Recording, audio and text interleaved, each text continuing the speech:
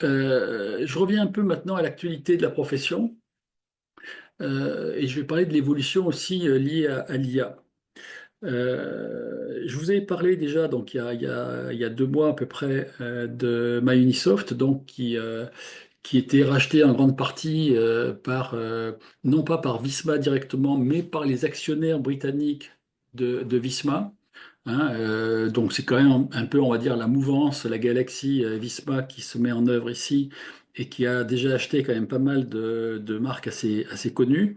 Hein, donc ce fonds européen qui s'appelle HG Capital, qui est britannique, hein, est en train de faire un peu main basse lui aussi sur beaucoup d'éditeurs d'outils, euh, et donc ils sont spécialisés dans les logiciels et les services professionnels, hein, et essentiellement en Europe.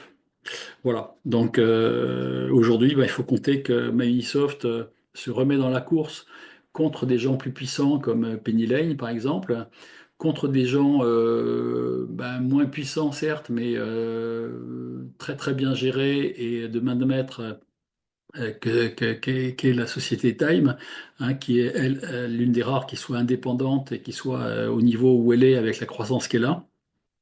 Et donc, tout ça également nous conforte dans le fait que, comme je l'ai annoncé aussi il y a pratiquement 1 an et demi, 2 ans, on est sur une logique où ben, on se retrouve avec très bientôt 80% des éditeurs qui sont sur la place française, en tout cas de la compta française, qui sont des anglo-saxons aujourd'hui. Et je pense qu'on se rapprochera des 90% à terme, puisqu'il reste Agiris, ACD, RCA, et puis je sais plus si j'oublie pas, bon, quelques-uns qui sont peut-être un peu plus petits, un peu moins connus, mais voilà. Puis bon, il y a Time, et puis après c'est presque la fin, quoi.